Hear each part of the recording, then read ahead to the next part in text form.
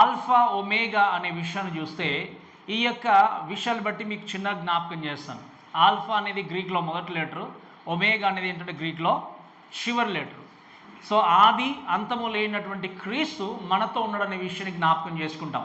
అయితే 4వ వచనంలో చూద్దాం. చూడండి, రాయబడిన మాట ఏంటి అంటే, యోహాను ఆసియాలో ఉన్న 7 సంఘములకు శుభమని చెప్పి రాయినది వర్తమాన భూత భవిష్యత్తు కాలంలో ఉన్నవాని నుండి, ఆయన సింహాసనం ఎదుటనున్న 7 ఆత్మల నుండి, నమ్మకమైన సాక్షియు, మృతుల నుండి ఆది సంభూతుడిగా లేచిన వాడును, భూపతులకు అధిపతినైన యేసు క్రీస్తు నుండి కృపా సమాధానంలో మీకు కలుగునుగాక. సో ఇక్కడ మనం మొట్టమొదటిగా గ్రహించాల్సిన విషయం ఏంటి అంటే, ద ట్రైయూన్ బ్లెస్సింగ్స్ అంటాం. అంటే ఏంటి? త్రిత్వము లేదా త్రిత్వమైనటువంటి దేవుని ఆశీర్వాదం.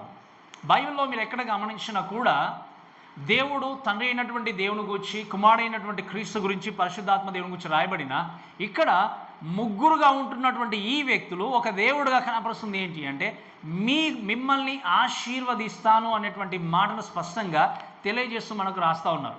సో ఇక్కడ దయచేసి మనం జ్ఞాపకం చేసుకోవాల్సింది ఏంటి అంటే, 7 సంఘములు అనేటువంటి విషయాన్ని మీకు లాస్ట్ వీక్ నేను జ్ఞాపకం చేశాను. ఈ 7 సంఘములు ఏంటి అంటే, ఇవన్నీ కూడా ఏషియా మైనర్, అంటే ఆ కాలంలో మనకున్నట్టుగా ఇప్పుడు 7 ఖండాలు ఉన్నాయి కదా, 7 కాంటినెంట్స్ అంటాం. బట్ యేసుక్రీస్తు కాలంలో 5 మాత్రమే ఉండేటివి. మీకు అర్థమవుతుందా? 5 కాంటినెంట్స్ మాత్రమే ఉండేటివి. దాంట్లో ఏషియా మైనర్ అని అనుకున్నప్పుడు ఏంటి అంటే, చాలా మటుకు కొన్ని దేశాలు అనుకునేవారు. బట్ దాంట్లో ప్రాముఖ్యంగా ఇప్పుడున్నటువంటి టర్కీ అనేటువంటి దేశంలో 7 సంఘాలు ఉండేటివి. ఏ దేశంలో చెప్పండి? ఇప్పుడున్నటువంటి టర్కీ అనేటువంటి ప్రాంతంలో ఈ 7 సంఘాలు ఉన్నాయి. ఆ 7 సంఘాలు ఏంటో మనం నేర్చుకుంటూ వెళ్తాం. ఇంకా ఈ 7 సంఘాలు లిటరల్ చర్చెస్. అంటే ఏంటి? ఏదో ఉన్నాయి అన్నట్టుగా ఆ కల్పిత కథ దేవుడు రాసిపెట్టలేదు. నిజము కూడా ఈ 7 సంఘాలు అక్కడ ఉన్నట్టుగా మనం చూస్తాం. ఈ 7 సంఘాలు ఉన్నప్పుడు 7 సంఘాలలో ఎన్నో రకమైనటువంటి శోధనలు, శ్రమల గుండా సంఘాలు వెళ్తున్నప్పుడు, ఆ యొక్క శోధనలు సహిస్తూ వెళ్తున్నప్పుడు, అంతే దానితో పాటు వాళ్ళు ఆ యొక్క సంఘాలు పాపముతో కూడా కొన్ని సందర్భాల్లో జీవించినప్పుడు, నేను పోయిన వారం జ్ఞాపకం చేసినట్టుగా యేసు క్రీస్తు వారికి తెలియజేస్తూ మీరేం చేయాలి, మారు మనసు పొందండి అని తెలియజేస్తూ చక్కగా ఈ పుస్తకాన్ని అంతా కూడా రాశాడు. ఈ వాక్య భాగాన్ని బట్టి గ్రహించాల్సింది ఏంటి అంటే, ఆదిమ సంఘంలో ఉన్నటువంటి ఈ సంఘాలు వెళ్ళినటువంటి శ్రమలు అయితే ఏ విధంగా అయితే అనుభవించారో, ఏ విధంగా అయితే ఛాలెంజెస్ గుండా వెళ్ళారో, ఇప్పుడున్నటువంటి సంఘాలు కూడా ఇటువంటి ఛాలెంజెస్ గుండా వెళ్తున్నాయి. ఇప్పుడున్నటువంటి సంఘాలు కూడా ఇటువంటి శోధనలు గుండా వెళ్తున్నాయి. కాబట్టి యేసుక్రీస్తు ఎలాగైతే ఈ సంఘానికి ఈ ఉత్తరాన్ని రాశాడో, ఈ పుస్తకాన్ని రాశాడో, మనము కూడా ఈ పుస్తకాన్ని నేర్చుకొని అన్వదించుకుంటూ తప్పకుండా ఏం చేయాలి? ముందుకు నడవాలి. కాబట్టి మీరు గ్రహించాల్సిన విషయం ఏంటంటే, చూడండి, ఇక్కడ దేవుడు ఏంటంటే ట్రైన్ బ్లెస్సింగ్స్ అనేటువంటి విషయాన్ని మాట్లాడినప్పుడు ఇక్కడ దేవుని యొక్క వాక్యం చూస్తే ఈ 7 సంఘాల గురించి ఈ యొక్క పుస్తకాన్ని యోహాను రాస్తున్నప్పుడు పద్మాసు ద్వీపంలో ఉన్నట్టుగా మనం చూస్తాం. మీకు అర్థమైంది కదా? ఎక్కడ చెప్పండి? పద్మాసు ద్వీపంలో. ఈ ద్వీపం ఏంటి అంటే మధ్యధరా సముద్రానికి, టర్కీ దేశానికి మధ్యలో ఉన్నటువంటి ప్రాంతం. ఈ ప్రాంతంలో ఇక్కడ యోహాను తీసుకెళ్ళి వేసిన తర్వాత అక్కడ ఈ పుస్తకాన్ని చక్కగా రాస్తూ ప్రత్యక్షతను ఆయన ఏం చేస్తున్నాడు తెలియజేస్తూ, ఈ పుస్తకం ద్వారా 7 సంఘాలతో పాటు మనము కూడా నేర్చుకోవాలన్నటువంటి ఉద్దేశంతో దేవుడు ఏం చేశాడు అంటే ఈ పుస్తకాన్ని భద్రపరిచిపెట్టాడు.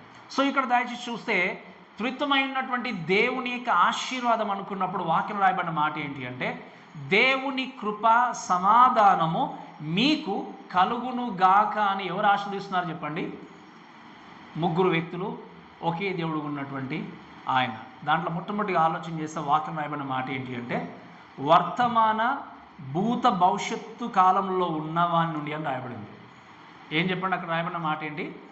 వర్తమాన భూత భవిష్యత్తు కాలంలో ఉన్నవాడి నుండి రాయబడినటువంటి మాట.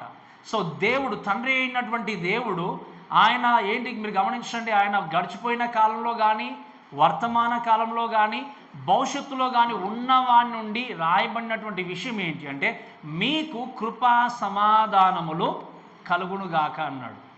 దేవుని గురించి మాట్లాడినప్పుడు మీరు వినండి, దేవుని తండ్రి అయినటువంటి దేవుని గురించి మాట్లాడినప్పుడు మనం ఆలోచన చేసేది ఏంటి అంటే, ఆయనకు గడిచిపోయినటువంటి సమయము తెలుసు, గడుస్తున్నటువంటి సమయము తెలుసు, జరగబోయేటువంటి సమయము కూడా ఆయనకు తెలుసు. అందుకే మనం ఆయన ఏమంటామంటే ఓమ్నీ యాట్రిబ్యూట్స్ అంటాం. థియాలజికల్ టర్మ్స్ చూస్తే అంటే ఏంటి? ఓమ్ని ప్రెజెన్స్ అంటే ఏంటి అంటే సర్వవ్యాపి అంటాం. సర్వంతర్యామి అనేటువంటి వర్డ్ కరెక్ట్ కాదు, అది చాలామంది వాడతారు, but we don't use that word. కరెక్ట్గా చెప్పాలంటే ఏంటి అంటే సర్వవ్యాపి అంటే ఏంటి, అంతటా కూడా ఉండే వ్యక్తి. మీకు అర్థమవుతుంది కదా. అంటే ఏంటి, ఆయన లేనటువంటి ప్రదేశము ఎక్కడ లేదు. అందుకే 139వ కీర్తనలు అంటాడు కదా దావీదు, నేను ఆకాశానికి రెక్కలు పెట్టుకుని వెళ్ళిపోవాలన్నా నీవు అక్కడ ఉన్నావు ప్రభువా, పాతాళంలోకి వెళ్ళాలన్నా నీవు అక్కడ కూడా ఉన్నావు, నీ దగ్గర నుండి నేను ఎక్కడికి పారిపోతాను. దేవుడి నుండి ఎక్కడికి పారిపోవడానికి స్థలం లేదు, చోటు లేదు. ఎందుకంటే ఆయన లేనటువంటి ప్రదేశము ఎక్కడ లేదు. ఆయన అంతటా కూడా ఉండే వ్యక్తి. అందుకే ఆయన ఏమంటామంటే మనము సర్వవ్యాపి. ఇక్కడ మీరు చాలా జాగ్రత్తగా గమనించాలి. అంతటా ఉండే వ్యక్తి కానీ అన్నిట్లో ఉండే వ్యక్తి కాదు. నేను చెప్పినప్పుడు మాటలకు అర్థమైంది కదా. ఇది అన్ని జనులకి మనకున్న తేడా. అన్నిట్లో ఉండడం అంటే ఏంటి, మరి దేవుడు లేడా పాస్టర్ గారు ఇవన్నీ అనొచ్చు. ఇప్పుడు దేవుడు ఒకవేళ ఈ టేబుల్లో ఉన్నాడు, పులిపిట్లో ఉన్నాడు అంటే ఈ పులిపిడు దేవుడిని బంధించగలదా? బంధించలేదు. దేవుడు గాడినో is not limited by space అంటాం మనం. అంటే స్పేస్ అండ్ బౌండరీతో ఆయన లిమిటేషన్ ఉండే దేవుడుగా, అంతటా ఉండే దేవుడు ఆయన. ఆయన లేనటువంటి ప్రదేశం ఏది కూడా లేదు. కాబట్టి మీరు గమనించండి, ఓమ్ని ప్రెజెన్స్ అంటే ఏంటి అంటే సర్వవ్యాపిగా ఉండే దేవుడు. ఇప్పుడు మీరు చెప్పండి, దేవుని దగ్గరకు వచ్చినప్పుడు, దేవస్థానం మనం ముందుకు వెళ్తున్నప్పుడు, ప్రతిదినం వాక్యాన్ని వింటూ మన జీవితాన్ని కొనసాగిస్తున్నప్పుడు, దేవుడికి నచ్చినటువంటి క్రియలు జరిగిస్తూ వెళ్తున్నప్పుడు, ఆయన వెళ్ళలేని ప్రదేశంలోనికి వెళ్ళి మీరు పాపాన్ని జరిగిస్తున్నానేమో అనుకుంటున్నారేమో, కానీ ఆయన వెళ్ళలేని ప్రదేశం ఉందా ఎక్కడైనా? ఆయన లేని ప్రదేశం ఉందా చెప్పండి? ఆయన లేని ప్రదేశం ఎక్కడ కూడా లేదు. లోకలు ఎక్కడ ఉండి దేవునికి వ్యతిరేకమైన క్రియలు చేసిన, అబద్ధం ఆడినా, మోసం చేసిన, ఎక్కడ ఉన్నా కూడా should always think God is watching us. దేవుడు ఏం చేస్తుంది చెప్పండి? మనల్ని చూస్తున్నాడు. అందుకే మన జీవితంలో ప్రతినిత్యము కూడా ఆయన ఉన్నాడు, ఆయన చూస్తున్నాడు అనే విషయాన్ని గుర్తుపెట్టుకొని మన జీవితాన్ని చక్కదిద్దుకుంటూ ముందుకు వెళ్ళాలి. మన జీవితాన్ని సరిదిద్దుకుంటూ ముందుకు వెళ్ళాలి. ఆయన అంతటా ఉండు వ్యక్తి మాత్రమే కాదు. రెండవ మాట ఏంటి అంటే ఓమ్నిషియన్స్ అంటాం. అంటే ఏంటి అంటే ఆయన సర్వజ్ఞాని అంటాం. సర్వవ్యాపి మాత్రమే కాదు. రెండో మాట ఏంటి చెప్పండి? సర్వజ్ఞాని అంటే ఏంటి అంటే ఆయనకు గడిచిపోయిన సంగతి, వర్తమానం అంటే గడుస్తున్న సంగతి, జరగబోయేటి సంగతి కూడా ఏంటి చెప్పండి ఆయనకి తెలుసు. ఆయనకు తెలియదు అన్నటువంటి విషయం ఏమీ లేదు. ఇప్పుడు మన జ్ఞానం ఆలోచన చేసినప్పుడు పరిమితమైంది. అంటే ఏంటి చెప్పండి? కొంచెం తెలుసు, కొంచెం తెలియదు. అమ్మ వింటున్నారు కదా, దయచేసి చూడండి. మన జ్ఞానం ఏంటి అంటే కొంచెం మనకు తెలుసు, కొంచెం తెలియదు. కానీ దేవుడికి ఆయనకు తెలియనటువంటిది ఏది లేదు. ఆయనకి సమస్తం తెలుసు. ఆయన జ్ఞానము అనేది మితి లేనిది వాక్యంలో రాయబడింది. ఆయన జ్ఞానానికి అంతము లేదు. ఆయన జ్ఞానానికి మితి లేదు. కాబట్టి ఆ జ్ఞానాన్ని అర్థం చేసుకోవాలి అంటే మానవుడిగా మనకు అసాధ్యమైనటువంటి పని. ఈరోజు ఈ మాటను బట్టి మీరు చెప్పాల్సింది ఏంటి అంటే, పాస్టర్ గారు మాకు బాగా తెలుసు వాక్యం అనుకున్నారనుకోండి, నేను అంటాను ఏంటి అంటే ఐ కెన్ కాల్ యూ ఏంటంటే ఫూలిష్. అంతే కదా. ఇఫ్ యూ థింక్ దట్ నాకు అంత వాక్యం తెలుసు అంటే, వాక్యం రాయబడిన మాట ఏంటి అంటే ఆయన జ్ఞానానికి మితి లేదు. మరి మానవుడిగా నేనైనా మీరైనా ఎవరం కూడా ఆయన జ్ఞానమును ఆయన గురించి పూర్తిగా మనం ఎప్పుడు కూడా అర్థం చేసుకోలేము. మరి అర్థం చేసుకోలేము అన్న స్థితిలో ఉన్న వ్యక్తులంగా మనందరం కూడా ప్రతినిత్యం కూడా ఉన్నటువంటి ఈ కొద్ది లైఫ్లో వాక్యాన్ని ప్రతినిత్యం కూడా గ్రాప్స్ చేస్తూ, తెలుసుకుంటూ, వింటూ ఆయన వినడానికి సిద్ధంగా ఉండాలి. ఆయన మాటలు వినడానికి సిద్ధంగా ఉండాలి, చదవడానికి సిద్ధంగా ఉండాలి, ఆలకించడానికి సిద్ధంగా ఉండాలి. ఎందుకు అంటే ఈ యొక్క అవకాశాన్ని సద్వినియోగం చేసుకోకపోతే మరలా మనకు సమయం కావాలన్నా దొరకకపోవచ్చు. కాబట్టి ఆయన ఏంటి చెప్పండి? సర్వజ్ఞానాన్ని కలిగినటువంటి దేవుడు.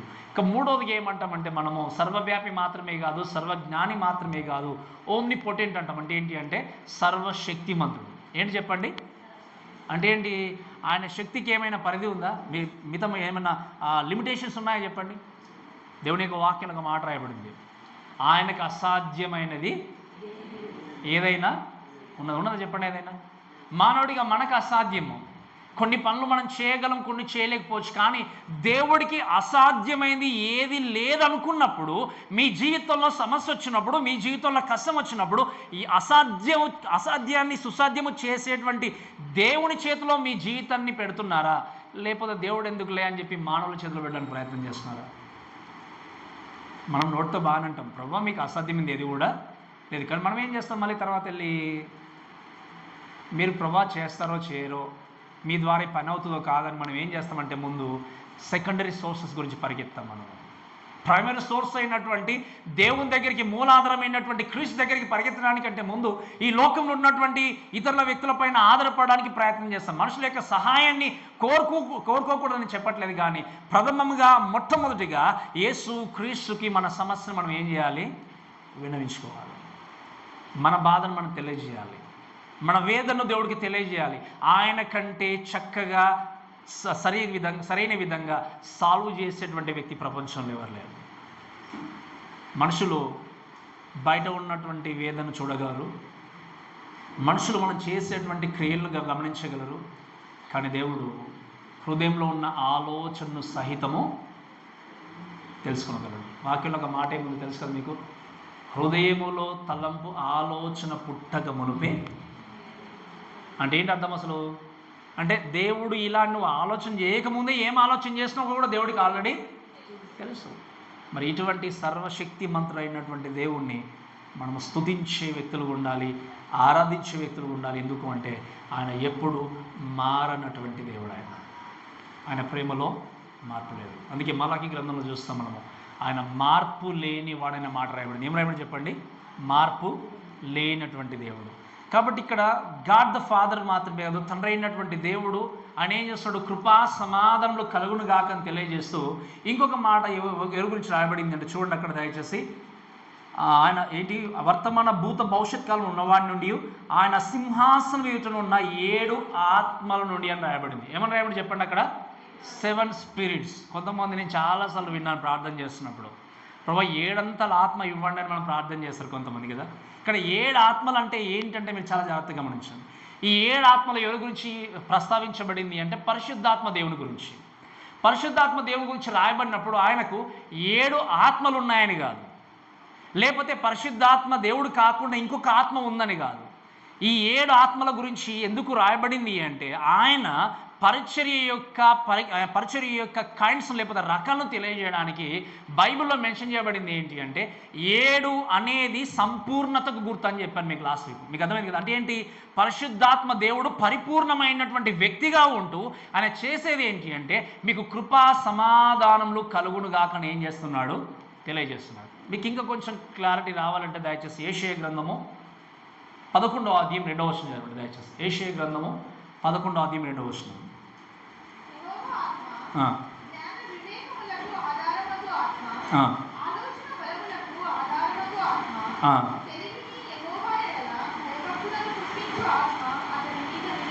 వినండి దయచేసి, జాగ్రత్త వినండి. ఇక్కడ మీరు తర్వాత గమనించి చూస్తే 7 రకాలు అక్కడ రాయబడ్డాయి. మీకు అర్థం 7 థింగ్స్ అక్కడ మెన్షన్ చేయబడ్డాయి. ఎవరి గురించి చెప్పండి? పరిశుద్ధాత్మ దేవుని గురించి. ఈ మాట మీరు అర్థం చేసుకుంటూ ముందుకు వెళ్ళాలి అంటే దయచేసి మీరు వినండి చాలా జాగ్రత్తగా. ఈ పరిశుద్ధాత్మ దేవుడు ఉంటున్నటువంటి ఈ యొక్క వ్యక్తి కూడా మనకు తెలియజేస్తుంది ఏంటి అంటే కృపా సమాధానములు మీకు కలుగును గాక అనే విషయాన్ని స్పష్టంగా దేవుడు మనకు తెలియజేసినట్టుగా చూస్తాం. ఈ మాట ఇంకొంచెం అర్థం కావాలి అంటే ఆ ప్రకటన గ్రంథం 3వ అధ్యాయం దయచేసి 1వ వచనం కూడా చదవండి దయచేసి. ప్రకటన గ్రంథం 3వ అధ్యాయం 1వ వచనం.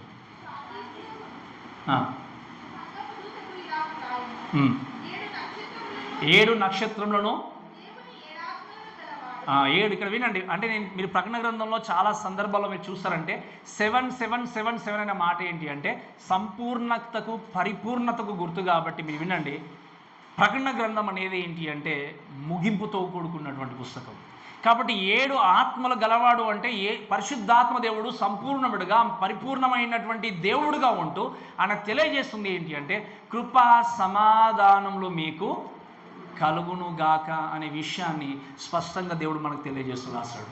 ఇంకా తర్వాత మీరు వినండి, the third person of the Trinity, 3వ వ్యక్తి గురించి చూస్తే వాక్యం రాయబడిన మాట ఏంటి అంటే తండ్రి అయినటువంటి దేవుడు మాత్రమే కాదు, పరిశుద్ధాత్మ దేవుడు మాత్రమే కాదు, 3వ వ్యక్తిగా చూడండి దయచేసి నమ్మకమైనటువంటి సాక్షియు మృతుల నుండి ఆది సంభూతుడుగా లేచిన వాడును భూపతులకు అధిపతులైన యేసుక్రీస్తు నుండి కృపా సమాధానములు మీకు. సో 3వ వ్యక్తి గురించి చూస్తాం. ఎవరు చెప్పండి? ఆయన యేసుక్రీస్తు గురించి మీరు అబ్జర్వ్ చేయండి. తండ్రి అయినటువంటి దేవుని గురించి, పరిశుద్ధాత్మ దేవుని గురించి జస్ట్ రాసిన తర్వాత ఈ పుస్తకానికి మూల కారకుడు అయినటువంటి యేసుక్రీస్తు గురించి ఇంకొంచెము డీపర్గా, ఇంకొంచెము లోతుగా అక్కడ ఏం చేయబడింది అంటే ప్రత్యక్షత పరచబడి యేసుక్రీస్తు గురించి కొన్ని విషయాలు తెలియజేయబడచ్చు. మొట్టమొదటి విషయం ఏంటంటే చూడండి, దయచేసి దేవుని యొక్క వాక్యం చూస్తే ఆయన గురించి రాయబడ్డప్పుడు నమ్మకమైనటువంటి సాక్ష్యం ఏంటి చెప్పండి? నమ్మకమైనటువంటి సాక్షి. ఇక్కడ దేవుని యొక్క వాక్యం చూస్తే మీరు గమనించండి, ఈజ్ ఫెయిత్ఫుల్ విట్నెస్ అంటాం. ఏం చెప్పండి? నమ్మకమైనటువంటి సాక్షిగా ఉన్నటువంటి వ్యక్తి. సరే, యెషయా గ్రంథం 55వ అధ్యాయం 4వ వచనం చూడండి దయచేసి. యెషయా గ్రంథం 55వ అధ్యాయం 4వ వచనం.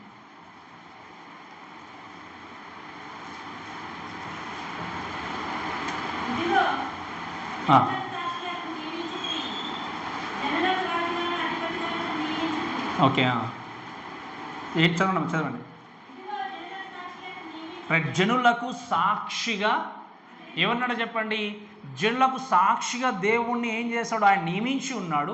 అంటే యేసుక్రీస్తు ఆయన గురించి మాట్లాడినప్పుడు ఆయన నమ్మకమైనటువంటి సాక్ష్య లోకంలో ఏం చేశాడు చెప్పండి? జీవించి వెళ్ళాడు. అందుకే ఈ మాట మీకు బాగా అర్థమవుతుంది చదివితే. యోహాను సువార్త 18వ అధ్యాయం 37వ వచనం చూడండి దయచేసి. యోహాను సువార్త 18వ అధ్యాయం 37వ వచనం.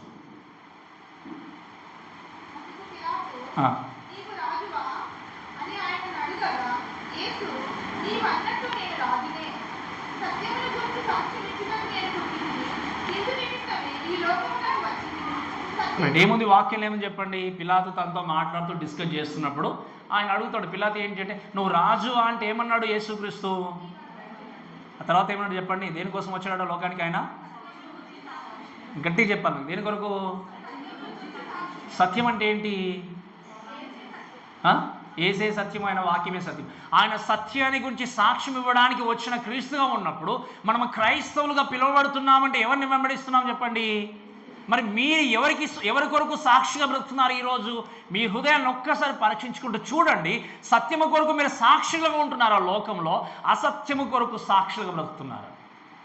సత్యమైనటువంటి క్రీస్తు ఎన్ని శోధనలు వచ్చినా, ఎన్ని నిందలు ఎదురైనా, ఆయన అసహించుకున్నా, అపహాస్యం చేసినా, చివరికి తీసుకెళ్ళి సిలువకు వేసినా కూడా భయపడకుండా చెప్పిన మాట ఏంటి అంటే, నేను లోకానికి సత్యము కొరకు సాక్ష్యం ఇవ్వడానికి వచ్చానని క్రీస్తు చెప్పాడు. ఈరోజు ఆయన వెంబడిస్తున్నామని చెప్పుకుంటున్నటువంటి క్రైస్తవులు బయటకు వెళ్ళారు అంటే చేసేటువంటి పనులు ఎన్నో అసత్యమైనవి. బయటకు వెళ్ళారంటే చేసేటువంటి మోసాలు ఎన్నో రకమైనవి. అబద్ధాలు, మోసముతో జీవితాన్ని కొనసాగిస్తూ సత్యాన్ని అనుకుంటూ చెప్పుకుంటూ సత్యము కొరకు సాక్షిగా నిలబడకుండా సత్యాన్ని అమ్మి వేసేటువంటి క్రైస్తవ గుంపులు ఈ లోకంలో ఎన్నో ఉన్నాయి. And if you are in that kind of category, be careful, because God's return is at hand. దేవుని యొక్క రాకడ అతి త్వరలో ఉంది. నీవు నేను చేసినటువంటి ప్రతి క్రియకు కూడా ప్రతిఫలం ఇచ్చే దేవుడు రాబోతున్నాడు. ఈరోజు ఈ వాక్యాలు వింటున్నా కూడా నీ హృదయంలో మార్పు లేకుండా, నీ బ్రతుకులో మార్పు లేకుండా, వాక్యాన్ని వింటున్నాము కానీ బయటకు వెళ్ళిన తర్వాత యథావిధిగా ప్రతిరోజు ఉన్నట్టుగానే నీ జీవితం ఉన్నప్పుడు నీ మాట తీరు మారట్లేదు, నీ ప్రవర్తన మారట్లేదు, మోసం మారట్లేదు, అబద్ధాలు మారట్లేదు, ఇవన్నీ జీవితాన్ని కొనసాగిస్తే రిమెంబర్, యేసుక్రీస్తు ఒకరోజు ఖచ్చితంగా వచ్చి నీ లెక్కనికి ఏం చేస్తాడు? సెటిల్ చేస్తాడు. మనుషులకు ఒకవేళ కనబడకుండా పాపం జరిగించు, మనుషులకు కూడా కనబడకుండా మోసం చేయొచ్చు, మనుషులకు కూడా కనబడకుండా నీ నిజంగా అబద్ధమాడుతూ జీవితాన్ని కొనసాగించవచ్చు. రిమెంబర్, నీ జీవితాన్ని ఆ రోజు రక్షించే వ్యక్తి ఎవరు కూడా ఉండరు. కేవలము యేసుక్రీస్తు మాత్రమే ఆ రోజు నీతో నిలబడి తీర్పు తీర్చడానికి సిద్ధంగా ఉన్నాడు. ఈరోజు ఇంకా సమయం ఉందిలే అనుకుంటూ వాక్యాన్ని వింటూ మోసం చేసుకుంటూ అబద్ధం ఆడుకుంటూ జీవితాన్ని నాశనం చేసుకుంటూ ఇతరుల యొక్క మెప్పు కొరకు ప్రాకులాడుతూ లోకంలో పరిగెడుతున్నావు. రిమెంబర్, దేవుని రాకడ వాక్యం ఏముంది? ఆయన సమయం అనేది సమీపించి ఉన్నది, త్వరలో జరగబోతున్నవే అని చెప్పేసి ఏం చేశాడు? యోహాను 2000 సంవత్సరాల క్రితమే రాశాడు. అందుకే దేవుని యొక్క రాకడ చాలా దగ్గరలో ఉంది. ఆయన చేతి నుండి ఎవరు తప్పిస్తారు చెప్పండి మనల్ని? ఇవన్నీ చూసుకుంటేనే ఇంకా లోకంలో దేవుని కొరకు బ్రతకకుండా లోకానుసారంగా జీవించే క్రైస్తవులు ఉన్నారు. లోకం నాది అని, సర్వస్వము నాదని చెప్పి లోకం కోసం ప్రాకులాడేవారు ఉన్నారు. రిమెంబర్, క్రీస్తును ప్రేమించే వ్యక్తి ఎప్పుడు కూడా ఈ టెంపరీ దానికంటే పర్మనెంట్గా ఉండే దాని మీద కాన్సన్ట్రేషన్ చేస్తాడు.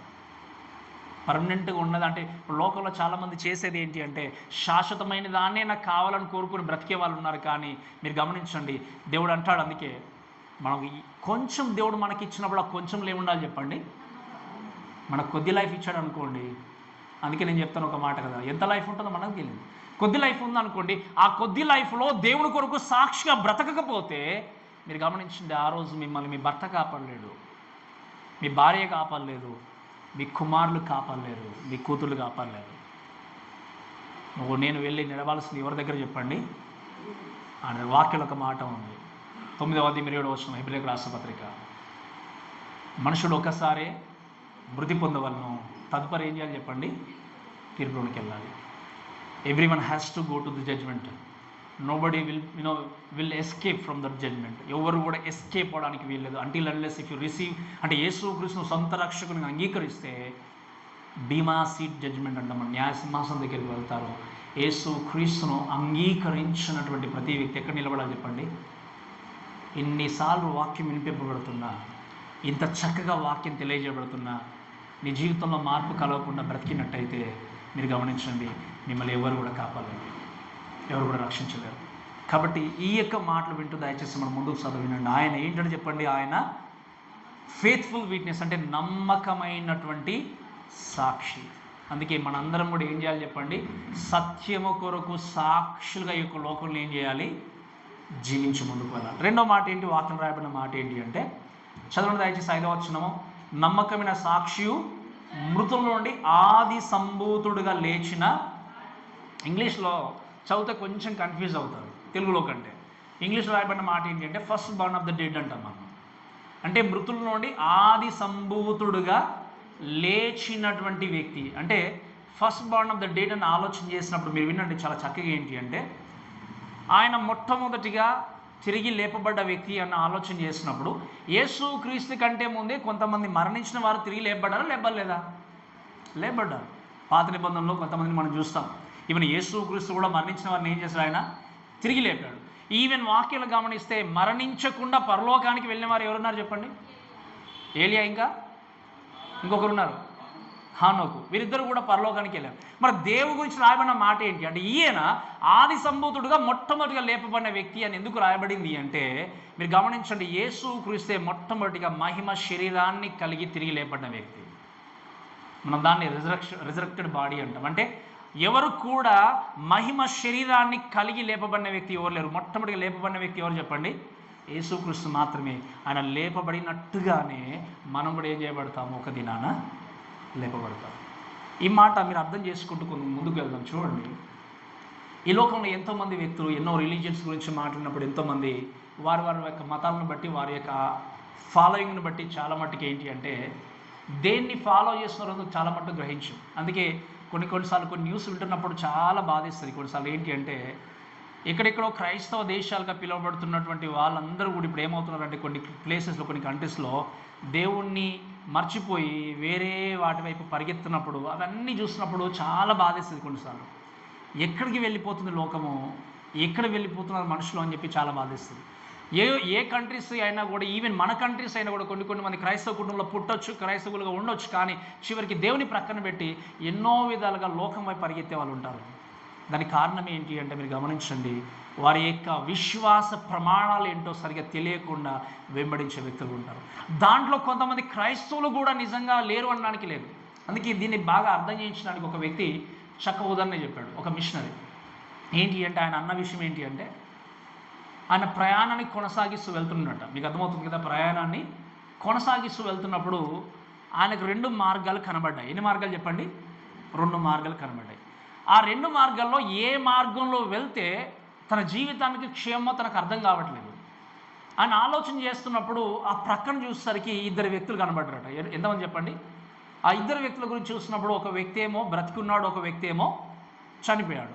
ఇప్పుడు ఆ ఏ మార్గంలో వెళ్ళాలో తెలుసుకోవాలంటే ఏ మనిషిని అడగాలి చెప్పండి? ఏ వ్యక్తిని అడుగుతారు మీరు? గట్టిగా చెప్పాలి నాకు. అమ్మ వింటున్నారు కదా? చనిపోయిన వ్యక్తిని అడుగుతారా, బ్రతికిన వ్యక్తిని అడుగుతారా? చనిపోయిన వ్యక్తినా? ఎందుకు చెప్పండి? బ్రతికిన వ్యక్తిని ఎందుకు అడుగుతారు? చనిపోయిన వ్యక్తి మాట్లాడలేడు, మన గైడెన్స్ ఇవ్వలేడు, ఏం చేయలేడు. కాబట్టి సజీవుడుకున్న వ్యక్తిని ఏం చేస్తాం మనము? అడిగి ఏ దారిలో వెళ్తామని చూస్తాం. మీరు గమనించండి, ఈ యొక్క ఉదాహరణ ఎగ్జాంపుల్ బట్టి ఆలోచన చేస్తే మీ జీవితానికి క్షేమము, మీ గమ్యస్థానము సురక్షితంగా ఉంటుంది అని బ్రతుకున్నటువంటి ఏకైక వ్యక్తి లోకంలో ఎవరు చెప్పండి? సజీవుడు తిరిగి లేచిన వ్యక్తి. మరి మీరు ఎవరిని వెంబడిస్తున్నారు, ఎవరిని అడుగుతున్నారు చెప్పండి లోకంలో? నేను చెప్పడం మీకు అర్థమైందా? చనిపోయినటువంటి వ్యక్తులుగా ఉంటున్నటువంటి ఈ లోకంలో ఎంత పెద్ద ఫిలాసఫర్ అయినా, ఎంత మంచి ఒక ఫేమస్ పీపుల్ ఉండొచ్చు మీ జీవితంలో. లైక్ కొంతమంది ఇప్పుడు మన జీవితంలో చూస్తే కొంతమంది ఫిలాసఫర్ని వెంబడిస్తారు, అంటే కొంతమంది లైక్ మంచి నాయకులు వెంబడిస్తారు. కానీ వారందరూ మరణించి ఎక్కడున్నారు చెప్పండి? ఇప్పుడు సమాధిలో. అంటే ఏంటి సమాధిలో? నేను మాట్లాడుతుంది ఆత్మని గురించి కాదు, కానీ వాళ్ళ యొక్క ఎముకలు ఎక్కడున్నాయి చెప్పండి? సమాధిలో ఉన్నాయి. వాళ్ళ ఆత్మలు దేవుని అంగీకరిస్తే పరలోకం, అంగీకరించకపోతే నరకం. ఇటువంటి వ్యక్తుల్ని ఫేమస్గా ఎంతమందిని వెంబడించినా వారి యొక్క బోన్స్, వారి యొక్క ఎముకలు ఇంకా కూడా సమాధులు ఉన్నాయి. కానీ సమాధిలో బోన్స్ లేకుండా, ఎముకలు లేకుండా తిరిగి లేపబడిన ఏకైక వ్యక్తి, సజీవున్న దేవుడు ఎవరు అంటే క్రీస్తు మాత్రమే. మీరు చెప్పండి, ఇప్పుడు డెడ్ వ్యక్తిని, చనిపోయిన వ్యక్తిని అడగకుండా సజీవుడైన వ్యక్తిని అడిగి ఏ మార్గంలో వెళ్ళాలని నడుచుకున్నప్పుడు, మరి ఇప్పుడు మనం చేస్తుంది ఏంటి? చాలామంది చేస్తున్న తప్పేంటి? ఏదో చెప్పండి. చనిపోయిన వ్యక్తి మీకు పరలోక రాజ్యానికి ఎలా మార్గం చూపించగలమో చెప్పండి. ఒక్కసారి ఆలోచన చేయండి. మీకు ఇచ్చిన జ్ఞానాన్ని బట్టి, మీకు ఇచ్చినటువంటి తలంపును బట్టి, మీకు ఇచ్చినటువంటి దేవుడు ఆ యొక్క జ్ఞానము చేత, తెలివి చేత ఆలోచన చేయండి. సజీవుగా ఉన్నటువంటి దేవుణ్ణి తప్ప మరణించి సమాధిలో కలిసిపోయిన దేవుడు, లేకపోతే అనుకుంటున్నటువంటి వ్యక్తులు, లేకపోతే నిజంగా చెప్పాలి అంటే ఈ వ్యక్తి నిజంగా ఉన్నాడో లేడని అనుకునేటువంటి వ్యక్తులు మీ జీవితానికి ఎలా గమ్యస్థానం చూపించగలరు? మనుషులు మాత్రం మనము సజీవుడైన వ్యక్తి గురించి వినడానికి ప్రయత్నం చేస్తాము. దేవుని దగ్గరికి వచ్చేసరికి అసలు ఉన్నాడో లేడో తెలియని వ్యక్తి దగ్గరికి ఇవి చేస్తే బాగుంటుందో బాగుంటుంది, ఈ వ్యక్తిని వెంబడిస్తే జీవితంలోనికి నిజంగా గమ్యస్థానం లేదు అని గుడ్డిగా ఎలా వెంబడిస్తారు చెప్పండి? ఇలా వెంబడిస్తున్న దానికి కారణం ఏంటి అంటే సజీవుడైన క్రీస్తు గురించి ఇంకా మీకు తెలియట్లేదు. ఒక మాట వినండి, తనను తాను తిరిగి లేపుకోలేని వ్యక్తి, తనను తాను సమాజం నుండి బయటకు తీసుకురాలేని వ్యక్తి మిమ్మల్ని ఏ విధంగా లేపగలడు? మీ జీవితాన్ని ఏ విధంగా రక్షించగలడు చెప్పండి?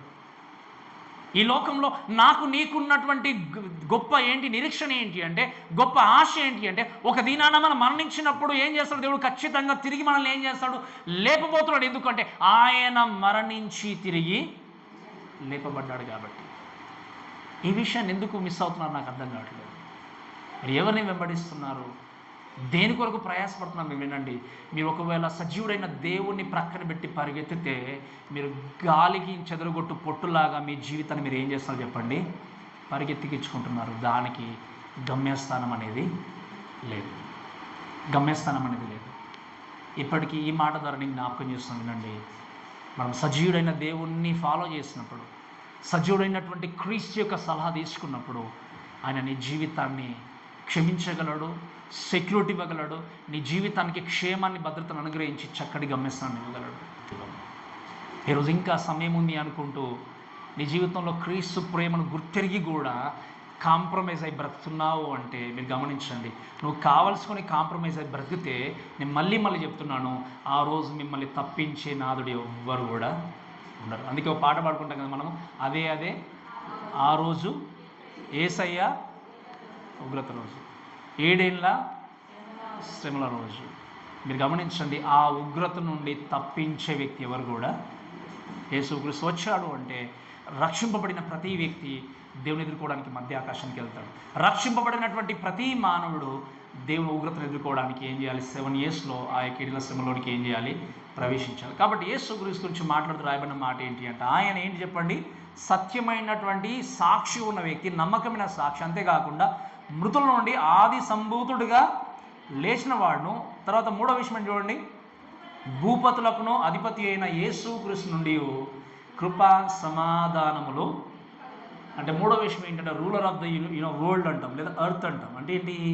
ఈ మాట మీరు చదవండి ఒక్కసారి. 19వ అధ్యాయం 16వ వచనం, ప్రకటన గ్రంథము 19వ అధ్యాయం 16వ వచనం.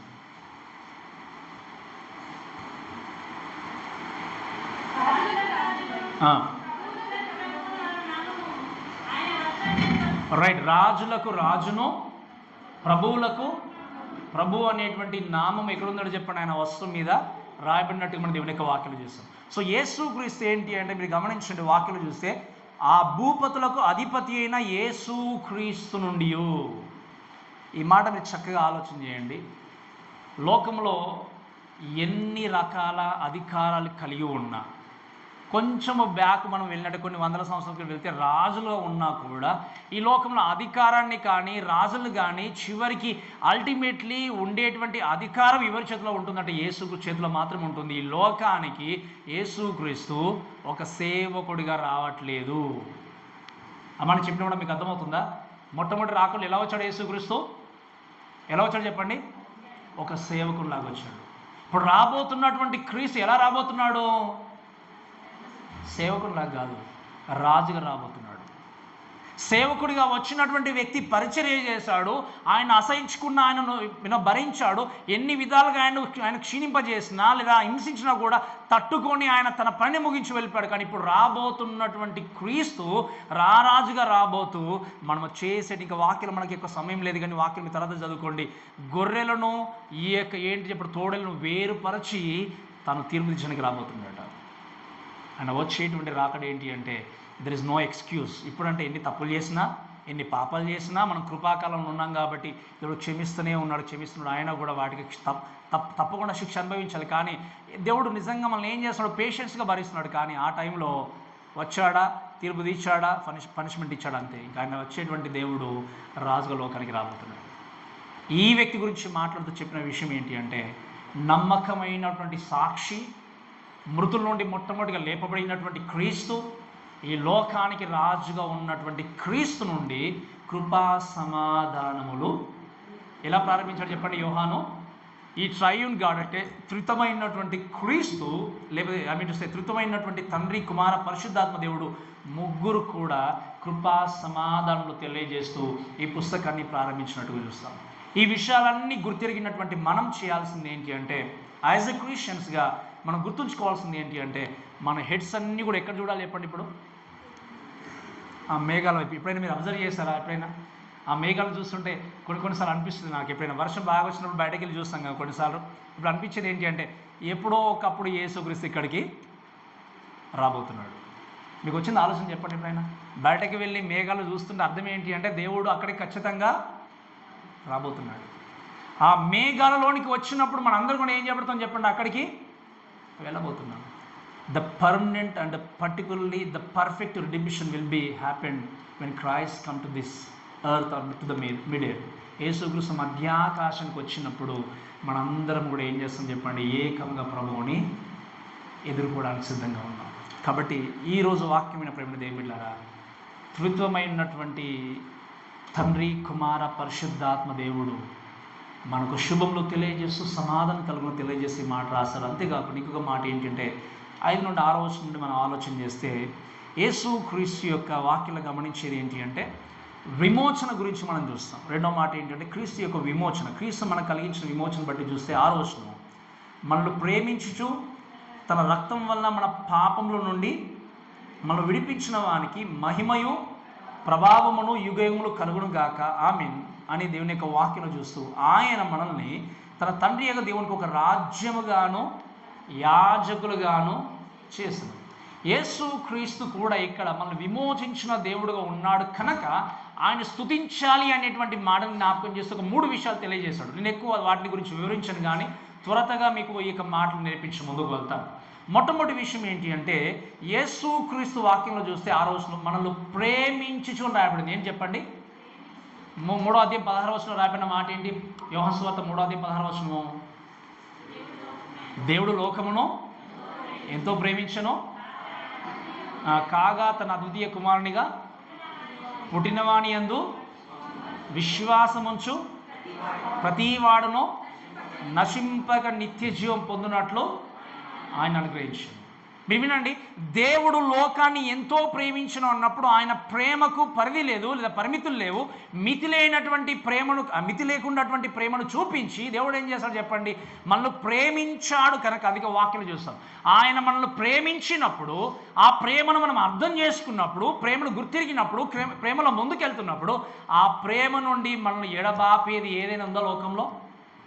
ఉందా చెప్పండి? దేవుని ప్రేమ నుండి మనల్ని ఎడబాపేది ఏదైనా ఉందా?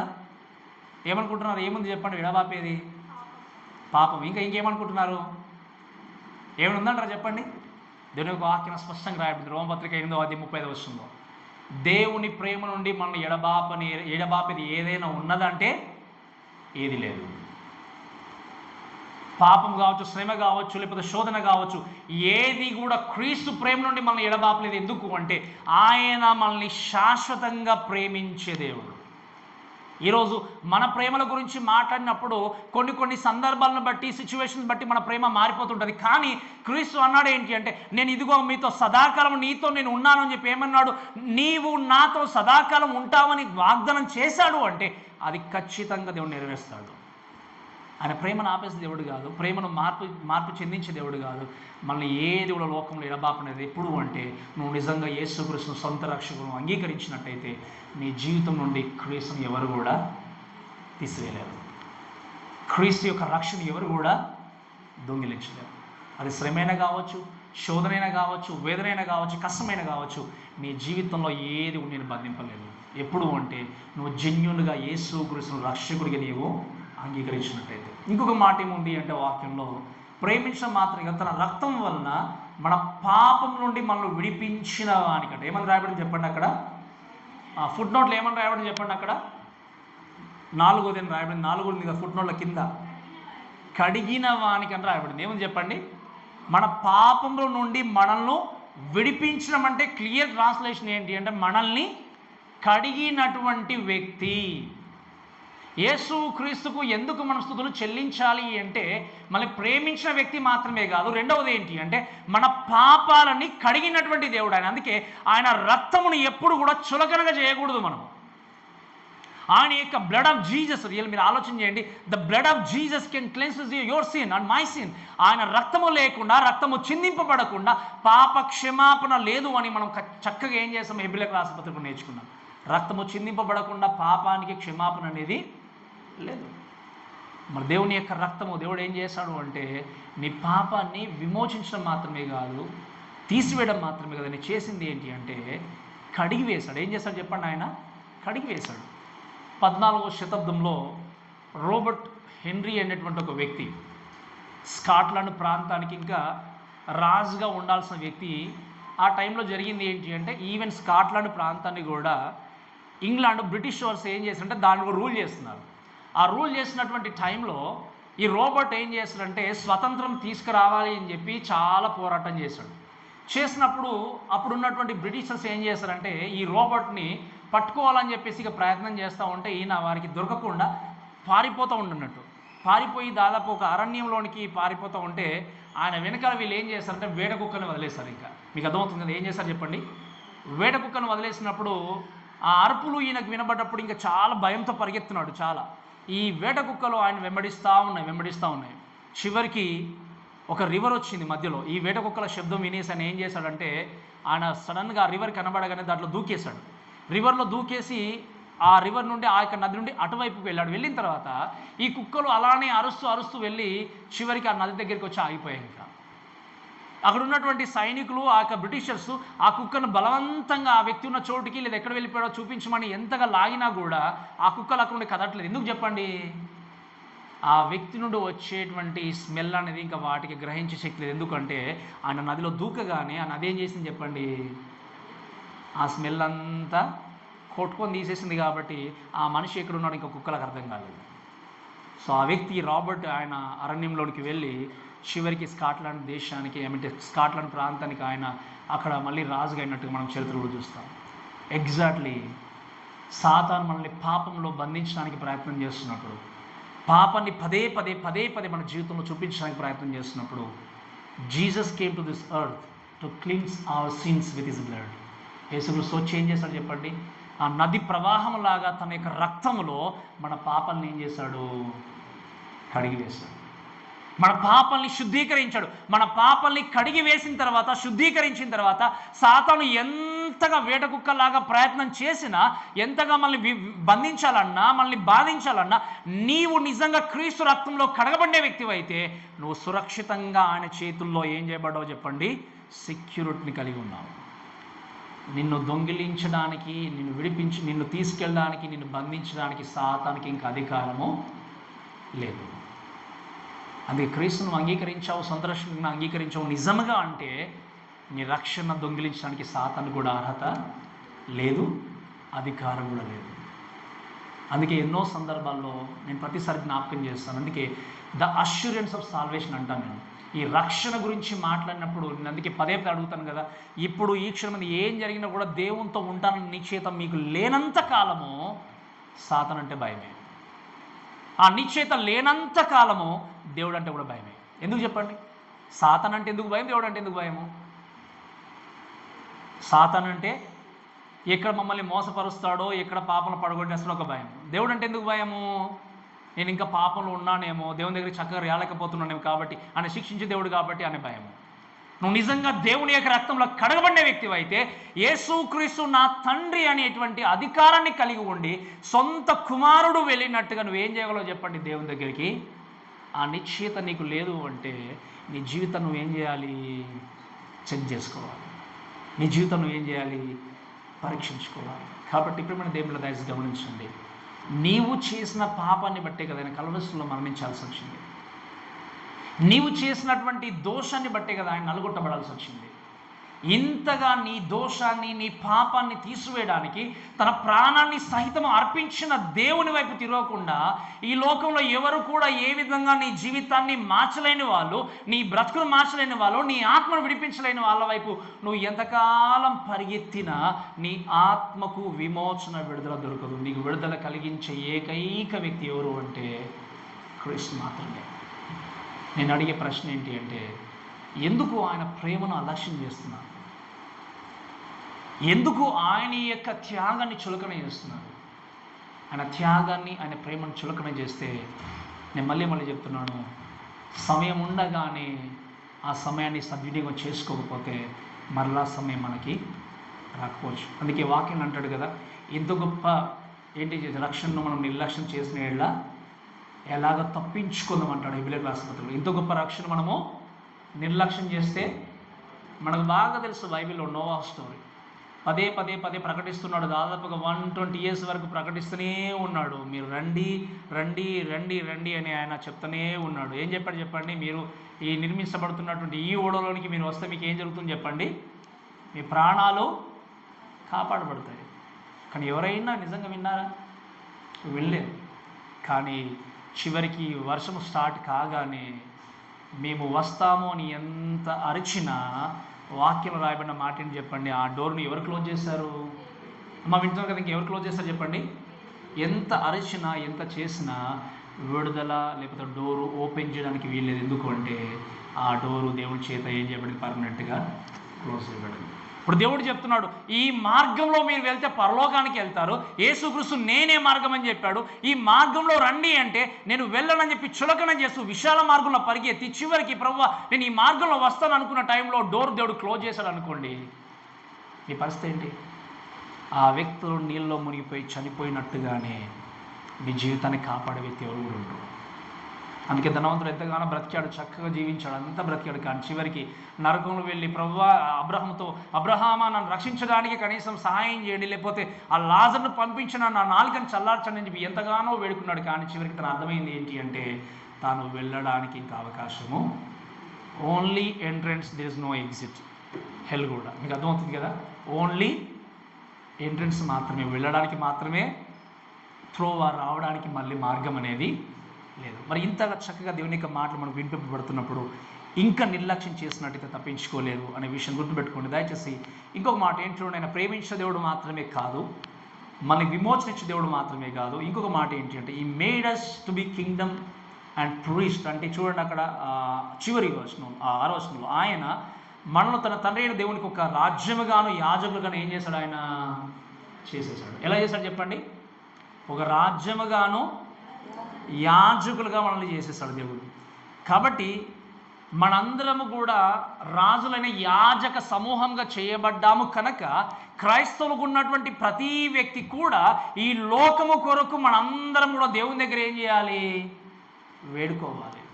ప్రభువా లోకాన్ని రక్షించండి, ప్రతి మానవుని రక్షించండి అని చెప్పి దేవుడు నీకు యాజకత్వాన్ని ఇచ్చాడు. ఆ యాజకత్వాన్ని దేవుడికి ఇచ్చినప్పుడు దేవుడికి ఈ లోకమున్న ప్రజలకు మధ్యవర్తిగా మీరు నిలబడి మీరు చేయాల్సింది ఏంటి అంటే ప్రార్థన చేస్తూ వారి గురించి ఏం చేయాలి? మనందరూ కూడా విజ్ఞాపన చేయాలి. ఇది దేవుడు మనకిచ్చినటువంటి ఆధిక్యత. కాబట్టి every believer has to seek And every believer has to seek the reconciliation between God and the world, the humanity. ఈ విషయం మనం గుర్తుపెట్టుకుంటూ దేవుని యొక్క మహిమకు జీవితం. ఇంకొక 2 నిమిషాలు చెప్పిన మూవీస్ చూడండి దయచేసి. యేసుక్రీస్తు విమోచన కలిగించిన దేవుడు మాత్రమే కాదు. 7వ వచనం చదువుదాం. ఇదిగో ఆయన మేఘారూఢై వచ్చున్నాడు, ప్రతి నేత్రము ఆయన్ను చూచును, ఆయన పొడిచిన వారు చూచెదరు, భూజనులందరూ ఆయన చూసి ఏం చేస్తారు చెప్పండి? రొమ్ము కొట్టుకొందురు. అవును ఆమెనంటే ఏంటి అంటే ఇది ఎవరన్నారు ఈ మాట అంటే దేవుడు రాకుండా ఆగిపోతాడు చెప్పండి. వాక్యం రాయబడిన మాట ఏంటంటే జీసస్ ప్రామిస్ ఇస్ రిటర్న్. అని ఏం చేశాడు ఆయన? యేసుక్రీస్తు నేను త్వరగా వస్తాను అన్నటువంటి వాగ్దానం చేశాడు ఆయన. కాబట్టి వాగ్దానము చేసినటువంటి క్రీస్తు ఖచ్చితంగా లోకానికి వస్తాడు. ఎవరికైనా డౌట్ ఉందా చెప్పండి? యేసుక్రీస్తు వస్తాడో రాదన్న డౌట్ ఉందా ఎవరికైనా ఉందా చెప్పండి? ఎవరికి లేదు. అందుకే నేను అడుగుతూ ఉంటాను, ఎవరికి డౌట్ లేదు కానీ మరి ఎంతమంది ప్రిపేర్ అయి ఉన్నారు? అది కరెక్ట్ క్లారిఫికేషన్ మనకు ఉంది, చక్కగా దేవుడు వస్తాడని. మరి ఎంతమంది ప్రిపేర్ అయి ఉన్నారు? ద లాంగ్ బ్యాక్ నేను ఒక విషయం చెప్పాను మీకు, we cannot transfer our preparedness to someone else. అంతే కదా? మన బ్యాంక్ అకౌంట్లో డబ్బులు ఉన్నాయనుకోండి, మనం ఏం చేయొచ్చు? ఒక వ్యక్తికి ట్రాన్స్ఫర్ చేయొచ్చు. ఏదైనా ఇంకా ఇల్లు ఆస్తి ఏదైనా ట్రాన్స్ఫర్ చేయగలము, ఏ విధంగా చేయగలం. కానీ మీరు కలిగి ఉన్న సిద్ధపాటు, ఉదాహరణకి మీరు ఒక భార్యగా సిద్ధపాటై ఉన్నారనుకోండి దేవుని ఎదుర్కోవడానికి, అయ్యో నా భర్త సిద్ధపాటు లేరు ప్రభావ, నా సగం ప్రిపరేషన్ నేను ఇచ్చేస్తా సిద్ధపాటు అంటే అది కుదురుతుందా? మీరు భర్తగా ఉన్నారనుకోండి, మీరు ప్రిపేర్ అయినారు, మీ భార్య ప్రిపేర్ కాలేదు, పిల్లలు ప్రిపేర్ కాలేదు, నేను మంచి ప్రార్థన పరుణ్ణి, నేను చక్కగా చర్చికి వెళ్ళే వ్యక్తిని, చక్కగా సిద్ధపడ్డాను ప్రభావ, ఇప్పుడు మీరు వచ్చినా కూడా ఎదుర్కొంటానని మీరు నమ్మకంగా ఉంటే మీ నమ్మకత్వాన్ని, మీ యొక్క ప్రిపరేషన్ను మీ భార్యకి, మీ పిల్లలకి మీరు ఎప్పుడు కూడా షేర్ చేయలేరు. ఎందుకంటే ఇట్ కెనాట్ ట్రాన్స్ఫరబుల్. మీకు అర్థమవుతుందా? నేను చెప్పినప్పుడు మీకు అర్థమైంది కదా? అది ట్రాన్స్ఫర్ చేయలేము మనం. మీరు ప్రిపేర్ అయ్యి ఉంటే మీరు దేవుని ఎదుర్కొంటారు, మీరు ప్రిపేర్ కాకపోతే ఇక్కడే విడిచిపెట్టబడతారు. ఇప్పుడు మీరు ఆలోచన చేయండి, మీ భర్త భార్య పిల్లల కోసం మీరు ప్రాకులాడుచు వెళ్తున్నప్పుడు మీరు ప్రిపేర్ అయి ఉంటేనే మీరు ఎదుటి వ్యక్తికి మీరు ఏం చేయగలరు చెప్పండి? ప్రిపేర్నెస్ గురించి తెలియజేయగలరు. మీ అందరికీ తెలుసు యేసుక్రీస్తు లోకానికి వస్తున్నాడు అని. మరి రాబోయేటువంటి ఈ టైంలో వస్తున్నాడు అన్నటువంటి ఆనందం ఉంది, కానీ ఆనందము పరిపూర్ణం కావాలి అంటే అక్కడ మీరు ఉండాలి వద్దా? మరి ఉండకపోతే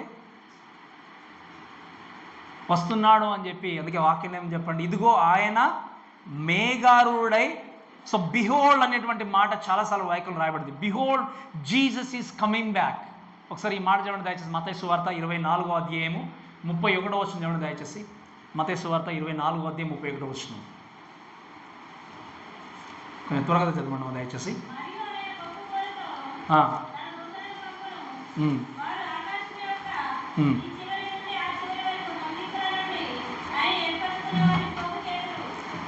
రైట్. ఇక్కడ ఏముంది వాక్యంలో?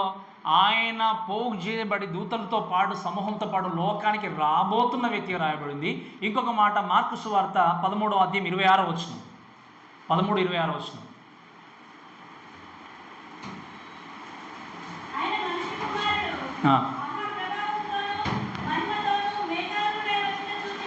ఆయన మహాప్రభావముతోనూ మహిమతోనూ మేఘారూఢై. అందుకే మనం పాట పాడుకుంటాం కదా, యేసు రాజుగా వచ్చున్నాడు. అందుకే చెప్పాను మీకు ఇదివరకు. బయటకు వెళ్ళి మనం ఆకాశం వైపు చూస్తున్నాము అంటే అర్థం ఏంటి అంటే ఆ మేఘారూఢుడుగా ఒకరోజు క్రీస్తు అక్కడికి రాబోతున్నాడు. ఆయన లోకానికి రాబోతున్న విషయాన్ని గుర్తుపెట్టుకున్న వ్యక్తులుగా మీరు ఆలోచన చేయండి. Jesus will come back for sure. There is no doubt in it.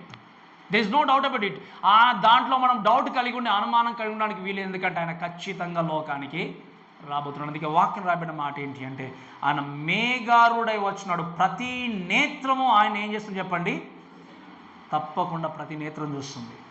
ఈ యొక్క విషయం గురించి ఆలోచన చేస్తే every I will see him. లూకా సువార్త 22వ అధ్యాయము 21వ అధ్యాయం 27వ వచనం చూడండి దయచేసి. లూకా సువార్త 21వ అధ్యాయం 27వ వచనం.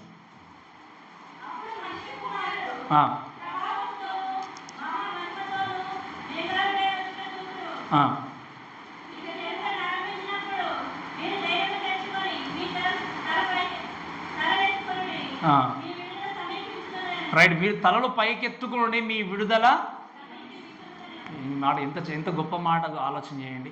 ఆయన మేఘారుడై లోకానికి రాబోతున్నాడు కాబట్టి మీరు తలలు పైకెత్తుకొని చూడండి, మీకు విడుదల అనేది సమీపిస్తుంది. మనందరం కూడా దయచేసి వినండి. లోకంలో నువ్వు శ్రమల గుండా వెళ్తున్నావేమో, బాధల గుండా వెళ్తున్నావేమో, ఇప్పుడు ఒకవేళ ప్రభా ఎందుకు ఈ జీవితం నువ్వు బాధపడుతున్నావే, కానీ వినండి, వీటన్నిటికీ ముగింపు పరిపూర్ణమైనటువంటి విడుదల యేసుక్రీస్తు తిరిగి తీసుకొని రాబోతున్నాడు. ఎప్పుడు అంటే ఆయన మధ్యాకాశానికి వచ్చినప్పుడు. ఎంతమంది హ్యాపీగా ఉన్నారు చెప్పండి ఆయన ఎదుర్కోవడానికి? No more crying, no more weeping.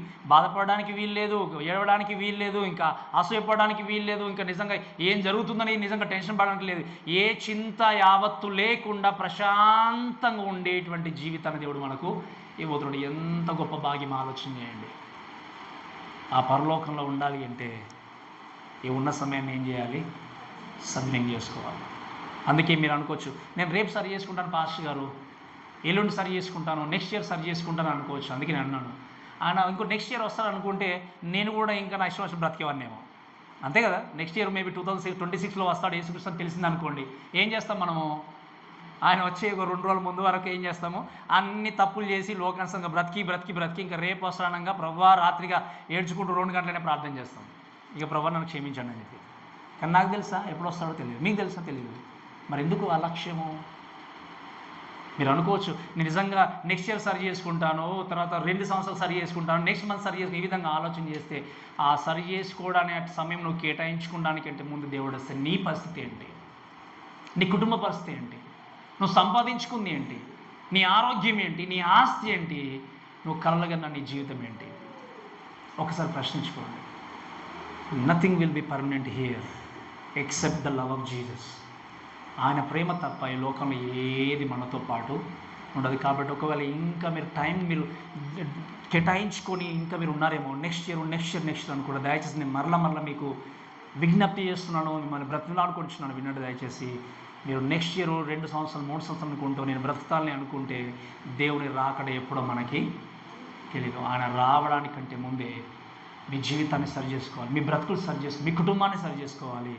ఆయన వచ్చాడు అంటే ఎన్ని ఉన్నా తీసుకెళ్ళి ఏమాత్రం ఇప్పుడు కనికరించే దేవుడు అప్పుడు కనికరం లేకుండా తీసుకుని నరకంలో పడేస్తాడు. నేను చెప్పడం నాకు అర్థమైందా? ఇప్పుడు ఏంటి చెప్పండి? ఆయన కనికరించే దేవుడు అప్పుడు కనికరం లేకుండా, అయ్యో దేవా నన్ను మన్నించండి, నేను మరలా ఇప్పుడు తెలుసుకున్నాను, నాకు అవకాశం ఉన్న దేవుడు అంటాడు, there is no second chance. నీకు చెప్పబడిన అన్నీ చెప్పబడ్డాయి, అన్నీ విని ఈ చెవుతో విడిచిపెట్టారు. అందుకే వాక్యం చెవులు గలవాడు వినును గాకనే పదాన్ని మనం పదే చూస్తాం ఇంకా ప్రకటన గ్రంథంలో. కాబట్టి ఈ విషయాన్ని గుర్తుపెట్టుకొని every I will see him, those who pierce him will see him. అంటే వాక్యం ఏముంది? ప్రతి నేత్రం ఆయన చూస్తుంది, ఆయన పొడిచిన వారు చూస్తారు, భూజనులందరూ ఆయన చూస్తారు, రొమ్ము కొట్టుకుంటారు. అప్పుడు ఏంటి? అయ్యో ఆయన వచ్చినప్పుడు మధ్యాకాశానికి వచ్చినప్పుడు ఆయన చంపిన వారు లేకపోతే ఆయన పొడిచిన వారు మాటల చేత కావచ్చు, అసహించుకున్న వారు కావచ్చు, ఈరోజు ఒకవేళ యేసుక్రీస్తుని ఎంతోమంది ఎగతాళి చేస్తూ ఉన్నారు, వీరందరూ కూడా మధ్యాకాశానికి వచ్చినప్పుడు ప్రభువా మమ్మల్ని క్షమించమని రొమ్ము కొట్టుకుంటూ ఏడ్చినా కూడా రక్షింపబడిన ప్రతి వ్యక్తి కూడా వారి కళ్ళ ముందు ఏమవుతారు చెప్పండి? పరలోకానికి మధ్యాకాశానికి చేరుకుంటారు. నమ్ముకున్నటువంటి వ్యక్తి ఇక్కడే విడిచిపెట్టబడతాడు. వారు ఏడ్చుకుంటూ రొమ్ము కొట్టుకుంటూ ఏడ్చినా దేవుడు వాళ్ళని కనికరించి మధ్య ఆకాశంలోనికి తీసుకెళ్ళాడు. కాబట్టి అందుకే ఆయన గురించి రాసి ఇంకా చివరిగా నుంచి ముగిస్తాను చూడండి. అందుకే ఆయన ఏమన్నాడు చూడండి, అవును ఆమె అన్న తర్వాత అల్ఫయు ఒమేగయు నేనే, వర్తమాన భూత భవిష్యత్ కాలంలో ఉండువాడును నేనే, సర్వాధికారియకు దేవుడు ప్రభువును ఏం చేస్తున్నాడు చెప్పండి? ఆయన సెలవిస్తున్నాడు. అంటే ఏంటి? ఆయన ఆది అంతము లేని వాడైనటువంటి క్రీస్తు ఈ మాటలు తెలియజేస్తున్నాడు. కాబట్టి ఈ విషయం గుర్తుపెట్టుకుని దయచేసి గమనించండి. The one who brought everything in to existence will bring it all to conclusion. అంతే కదా? ఎవరైతే సమస్తాన్ని ఉనికిలోనికి తీసుకొచ్చాడో దాన్ని అంతమొందించేటువంటి శక్తి కూడా ఆయనకే ఉంది. అందుకే ఆల్ఫా ఒమేగా అనే విషయం చూస్తే గ్రీక్లో first letter alpha, second last letter ఏంటి? ఒమేగా. అందుకే ఈ గ్రీక్ అనేటువంటి మాట మనకి ఎంతగానో నేర్పిస్తూ ముందుకెళ్తుంది. అందుకే మీకు ఎవరైనా ఇంట్రెస్ట్ ఉంటే గ్రీక్ నేర్చుకోవాలంటే I'm ready to teach you. మీకు టైం ఉన్నప్పుడు మీరు కావాలంటే తప్పకుండా నేను మీకు నేర్పిస్తాను. వినండి, గ్రీక్లో ఆల్ఫా ఒమేగా ఈ విషయాలు చూసినప్పుడు ఏంటి అంటే, ఆది అంతం అనేటువంటి పదం వాడినప్పుడు నిజమైనటువంటి సృష్టికర్తకు మొదలు ఉండదు. అందుకే ఆయన ఏమంటామంటే మనము అన్క్రియేటెడ్ బీయింగ్ అంటాం. ఏమంటాం చెప్పండి? సృష్టింపబడినటువంటి వ్యక్తి. సృష్టింపబడ్డాడు అంటే ఆయన కంటే గొప్పవారు ఇంకొకరు ఉన్నారు. కానీ క్రీస్తుకి ఆయనకు మొదలు లేదు. అంటే ఏంటి? ఆయన లోకంలోనికి రాకముందే ఉన్నవాడు ఆయన ఆది అంతము లేనటువంటి క్రీస్తు. ఇంకా చెప్పాలంటే ఆయన ఎల్లకాలము జీవించేవాడు. ఆయనకు ఒక ముగింపు అనేది లేదు. కానీ మన జీవితాన్ని మీరు ఆలోచన చేయండి. ప్రారంభించిన దేవుడు ముగింపు ఇచ్చాడు. ఎక్కడ అంటే నరకంలో నీకు ఎంట్రన్స్ కావాలా, పరలోకంలో ఎంట్రన్స్ కావాలా? ఎవరికి ఇచ్చాడు చెప్పండి? బాధ్యత చూజ్ చేసుకున్న బాధ్యత ఎవరికి ఇచ్చాడు? ఇప్పుడు ఎవరు చూజ్ చేసుకోవాలి? నువ్వు పరలోకానికి టికెట్ తీసుకోవాలంటే దేవుని దగ్గరికి వచ్చి దేవుని అంగీకరించాలి. నాకు వద్దు అనుకొని నువ్వు వెళ్ళిపోవాలనుకుంటే ఇక నీ ఇష్టం వాడు జీవించవచ్చు. సాఫీగా క్షేమంగా వెళ్ళి నరకంలో కూర్చుంటావు. అది ఎప్పటివరకు చెప్పండి? అది పర్మనెంట్ సిట్టింగ్, ఇంకా మార్పడి ఉండదు అక్కడ నువ్వు ఎంత గోజాడినా, ఎన్ని అధికారాలు ఉన్నాయనుకుంటే, ఎంతమంది పాలిటిక్స్ ఏవి ఉన్నా కూడా వాక్యం రాయబడిన మాట ఏంటి? అబద్ధ బోధకులు, అహంకారులు, మోసం చేసేవారు, అక్రమంగా ప్రవర్తించిన వ్యక్తులు, ఇంకా చెప్పాలంటే దేవునికి వ్యతిరేకంగా కార్యక్రమాలు జరిగించిన వ్యక్తులు, సాతనతో పాటు వాడి సంబంధికులు అందరూ కూడా వెళ్ళి నిత్య ఆజ్ఞలో ఏం చేయబడతారు చెప్పండి? వేయబడతారు. కాబట్టి ఈ మాటలు వింటున్న మన అందరం కూడా క్రీస్తు మనకు తెలియజేసి చెప్పిన మాట ఏంటి అంటే, ఇదిగో ఆయన మేఘారూఢుడుగా ఆయన లోకానికి రాబోతున్నాడు. మరి క్రీస్తు రావడానికంటే ముందు మీరు వినండి, ఆయన వచ్చేటువంటి టైంలో ప్రతి నేత్రం ఆయన చూడబోతుంది. ఆయన పొడిచిన వారు రొమ్ము కొట్టుకుంటూ నిజంగా ఆయన వైపు చూసిన అవకాశం లేదు. ఈరోజు ఒకవేళ ఇంకా నువ్వు సరైనటువంటి ప్రిపరేషన్ కలిగి ఉండకుండా, సరైన సిద్ధపాటు కలిగి ఉండకుండా, దేవుడి గురించినటువంటి సరైనటువంటి రక్షణ అనుభవాన్ని కలిగి ఉండకుండా జీవించినట్టయితే ఇదే మీకు అనుకూలమైనటువంటి సమయం. ఇదే రక్షణ దినము. ఇదివరకు ప్రభా ఇంతకాలం నేను ఈ విధంగా జీవించాను, ఇంతకాలం మీకు వ్యతిరేకమైన కార్యకలాపాలు జరిగించాను, నన్ను మన్నించి మీరు వచ్చేటువంటి రాకడ పర్యంతంలో ప్రభా నేను పరిపూర్ణమైనటువంటి వ్యక్తిగా నా జీవితాన్ని ప్రిపేర్ చేసుకుంటూ మిమ్మల్ని ఎదుర్కోవడానికి నాకు సహకరించండి ప్రభు అని మీరు ప్రార్థన చేసినట్టయితే ఖచ్చితంగా దేవుడు ఏం చేయగలడు చెప్పండి? మీ ప్రార్థన వినగలడు. ఒక నువ్వు ప్రిపేర్ అయి ఉన్నట్టయితే, దేవా ఇంకా నన్ను చక్కటి ప్రిపరేషన్లో ముందుకు నడిపించండి, నేను ఇంకా కూడా మీకు చక్కగా సత్యము కొరకు సాక్షి నిలబడే వ్యక్తిని నన్ను తయారు చేయండి, ఇంకా లోకంలో ఉన్నటువంటి వ్యతిరేకమైనటువంటి కార్యకలాపాల వల్ల వెళ్లకుండా, నేను ప్రభు ఎక్కడ కూడా కాంప్రమైజ్ కాకుండా మీరు ఇచ్చిన రక్షణ బట్టి నేను దాన్ని కొనసాగిస్తూ మీకు ఒక నమ్మకంగా బ్రతికేటువంటి భాగ్యం నాకు ఇవ్వండి ప్రభు అని రక్షింపబడిన వ్యక్తిగా ప్రార్థించండి. ఈ యొక్క రెండు విషయాలు మీరు ఏ స్థితిలో ఉన్నారో మీకు తెలుసు. ఈ విషయాలను బట్టి రక్షణ లేనట్టయితే నన్ను రక్షించండి ప్రభు అని ప్రార్థన చేయండి. రక్షణ ఉన్నట్టయితే నన్ను చక్కగా ఇంకా ప్రిపేర్ చేసి ప్రభు మిమ్మల్ని ఎదుర్కోవడానికి నాకు తగినటువంటి ఆధిక్యత దయచేయండి ప్రభు అని ప్రార్థన చేసి ముందుకు వెళ్దాం. కాబట్టి ఈ మాటలు మన దేవుడు దీవించి ఆస్వాదించును గాక.